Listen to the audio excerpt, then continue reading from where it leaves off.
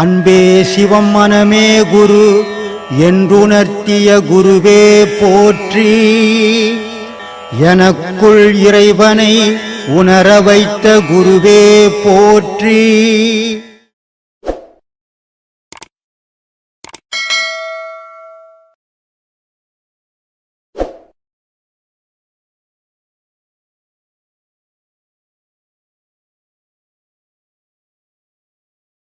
ஒன்றை பிடித்தோர்க்கே உண்மை வசப்படும்.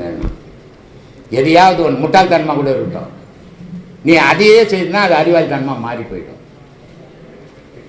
ஆனால் இது இல்லை இது இல்லை இது இல்லைன்னு இன்னும் அங்காடி நாய் மாதிரி அலைஞ்சின்னா எதுவுமே கிடைக்காது. இதுக்கு ஒரு உதாரணம் சொல்கிறேன். வால்மீகி ஒரு கொள்ளைக்காரன். அந்த வால்மீகி செய்த பாவத்துக்கு 3 சாமியார் சொல்கிறாங்கப்பா, நீ நிறைய பாவம் பண்ணிட்ட, இந்த பாவத்தை நீ எப்படி தீர்க்க போகிற அப்படின்னும் போது அவர் வால்மீகி கேட்குறாரு, சாமி நான் என்ன பண்ணணும்னு அந்த பாவத்தை தீர்க்கணும் அப்படின்னு. அந்த 3 சாமியார் சொல்கிறாங்க, ஒரு மாமரத்தை காட்டிட்டு மாமரம் மாமரம் சொல்லு அப்படின்னாங்க. இது முட்டாள்தனம் தானே. கடவுளே கடவுளேன்னு சொல்லுன்னா கூட அறிவு பூர்வமாக இருக்கும் இல்லையா? ஆனால் மாமரத்தை பார்த்து மாமரம் மாமரம் சொல்லுன்ட்டு போனால் அது முட்டாள்தனமாக தெரியலையா? ஆனால் முட்டாள்தனம் அறிவாளித்தனமாக மாறி போச்சு. மாமரம் மாமரம் மாமரம் சொன்னது ராமா ராமா ராமா, நான் போய் வால்மீகி ராமாயணம் எழுதணும். ஏன்? அது முட்டாள்தனமாச்ச. நான் போய் தென்னை மரம் தென்னை மரம் சொல்றேன்னு சொல்லல, சொல்லி தானே முட்டாள் ஆயிருப்பான். ஒன்னையே சொன்னதால அவன் அறிவாளியானான். எந்த ஒரு செயலும் ஒரே குரு கிட்ட இருந்து உண்மையை ஆராயணுமே தவிர அங்காடி நாய் மாதிரி இங்கே நகது அங்கே நகதுன்னு போறவனுக்கு எதுவுமே கடைசி வரைக்கும் கிடைக்காமே போயிடும். உண்மையே தெரிஞ்சிக்க முடியாது. ஏன்னா நீங்கள் எல்லா இடத்துலையும் பார்த்துருப்பீங்க, எத்தனையோ இடத்துல எத்தனையோ மதத்தில் எல்லா போதனைகள்லேயும் சரி இது மாதிரி உட்காந்து கேள்வி கேட்டு பதில் சொல்கிற ஆசிரமத்தையோ இல்லை குருவே நீங்கள் எங்கேயும் பார்த்துக்க முடியாது. ஒரு சப்ஜெக்ட் வச்சுக்கின்னு 1 மணி நேரம் 1.5 மணி நேரம் அவங்க பேசிட்டு போவாங்களே தவிர உன்னை கேள்வி கேட்க சொல்லி பதில் சொல்ல மாட்டாங்க. ஏன்னா ரொம்ப ஆபத்தானது. இப்போ நீ படித்த பொண்ணு, நான் ஒரு கை நாட்டு கேசு, நீ என்ன கேட்க போறன்னு எனக்கு தெரியாது. அப்படி தெரியாத போது எனக்கு தெரியாத கேள்வியை நீ கேட்டீங்கன்னா நான் மாட்டிப்பேன்ல, ஆபத்து தானே அது.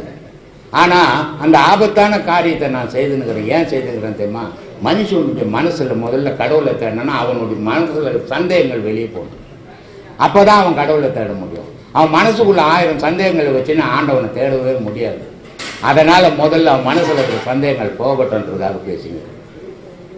இது எங்கேயுமே நீங்கள் பார்த்துருக்க முடியாது.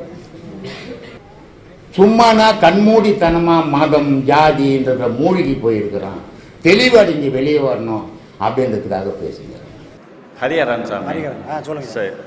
நான் முறை பேசுகிறேன். ஏதோ தப்பாக இருந்தால் ஒன்றும் நினச்சிக்காதீங்க, தப்பாக நினச்சிக்காதீங்க. இப்போ முதல் உபதேசம் இப்போ வாங்கியிருக்கேன்ப்பா. இப்போ அந்த உபதேசம் வாங்கி எத்தனை நாள் வச்சு ரெண்டாவது உபதேசம் வாங்கணும்? அதாவது நம்ம எடுத்துக்காட்டாக சொல்கிறது ஒரு 6 மாதம் ஆகட்டும்பா. சரிங்க. 6 மாதம் ஆன பிறகு நம்ம இன்னொரு பாடம் பண்ணலான்றது தான் விதி. சரி. ஆனால் அந்த 6 மாதம் எதுக்காக சொல்கிறோம்? அது போதுமா? 6 மாதம் வந்தோடனே அடுத்த பாடம் வாங்கிக்கலாமான்னா அது கூட அவசியம் இல்லை. சரி. முதல்ல கொடுத்த பாடத்துக்கான பலனை நம்ம அறுவடை பண்ணணும். அதுக்கு தான் அந்த 6 மாதம் தராங்களே தவிர 6 மாதம் ஆன உடனே இன்னொரு பாடம் வாங்கலான்றது விதி கிடையாது. அந்த 6 மாதத்துக்குள்ளே அவங்க என்ன சொன்னாங்களோ அந்த பலனை நாம் அடைஞ்சிருந்தா அப்புறம் பாடம் வாங்கலாம். அது அந்த வித்தியாசம் நம்மளுக்கு தெரியுமா?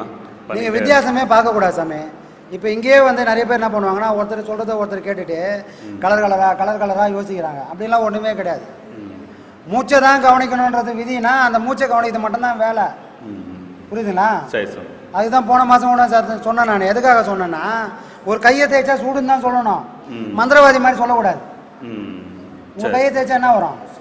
சூடு வரும். அப்போ அதை மட்டும்தான் சொன்னீங்கன்னா நீங்கள் ஒழுங்காக பாடம் பண்ணுறீங்க. அப்போ அங்கே என்ன சொல்லி கொடுத்தாங்க? உங்களுக்கு கலராக எதுவுமே சொல்லலை. இதை பண்ணுப்பா, இதை நீ பண்ணனா இப்படி நடக்கும்னு சொன்னாங்களா? அதை மட்டும் நீங்கள் செஞ்சீங்கன்னா அதுதான் பாடத்துக்கான முழு பலன். அதுக்கு தான் பாடம் பண்ணுறதுக்கான அர்த்தம். நான் ஏதோ 1 hour பண்ணிகிட்டே இருக்கேன் சாமி. இது காலையிலேருந்து பண்ணிகிட்டே இருக்கேன். இது காலையில் 5 மணிலேருந்து இப்போ பண்ணிவிடுவேன். சரி.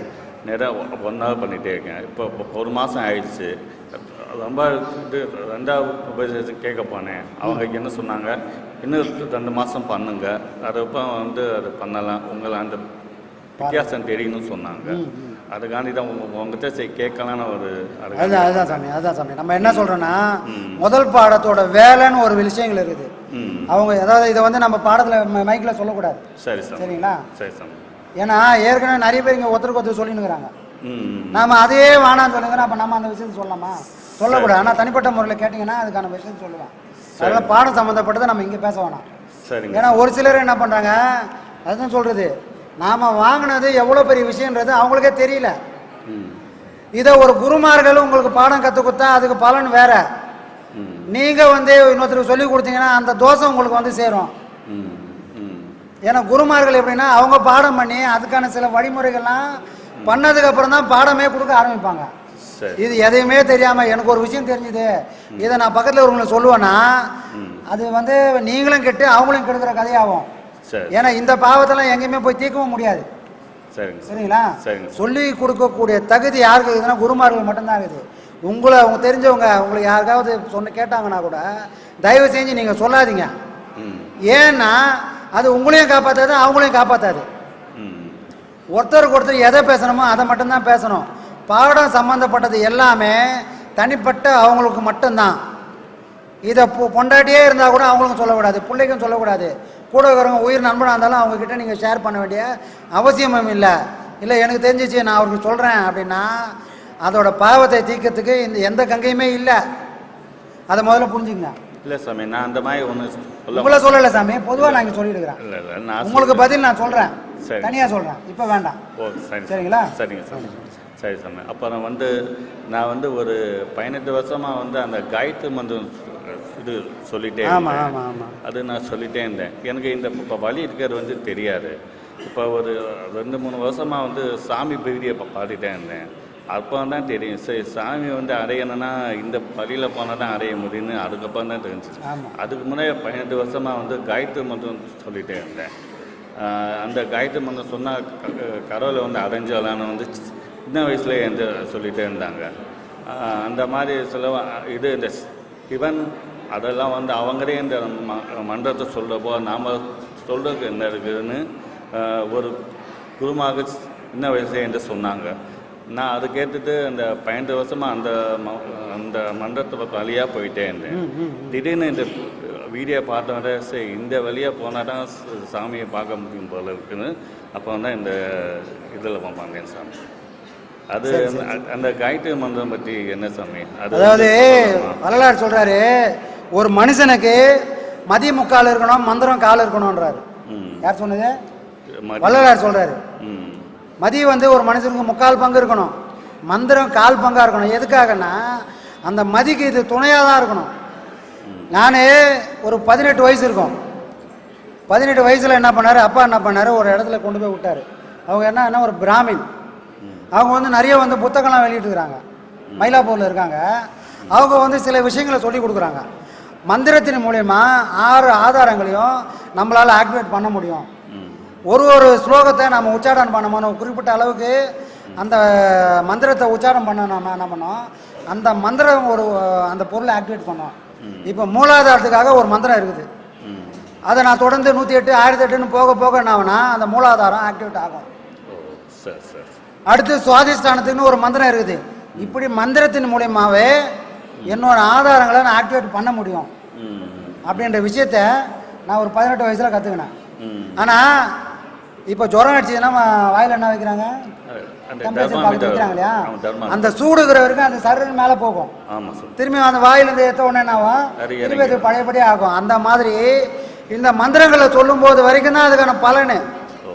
மந்திரத்தை சொல்லி முடிச்சு நீ சகஜ நிலைக்கு வந்த உடனே அது திரும்ப அது பழையபடி ஆகுமே தவிர அந்த மந்திரத்தால் பயனே கிடையாது அப்படின்றத நான் புரிஞ்சதுனால. ஏன்னா ஏற்கனவே இந்த பாதைகள் தெரியும், புரியுது. அதனால் இது தீர்க்கமாக இருக்கணும்னா எப்படின்னா இந்த மந்திரம் எது அப்படின்னா உண்மையாலே உங்கள் மூச்சு தான் மந்திரம்.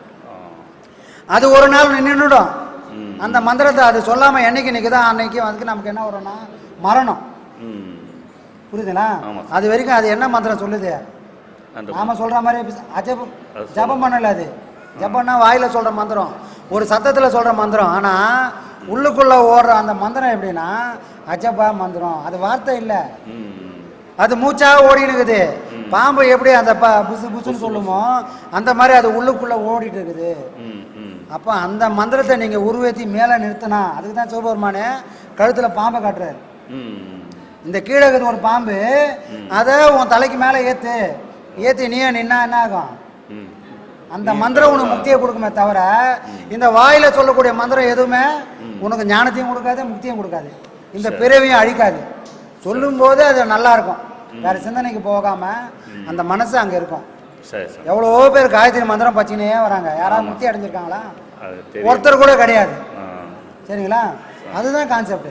சரி சரி சரிங்களா? சரிங்க சாமி. ஆமாம், ஆத்மானம் சாமி.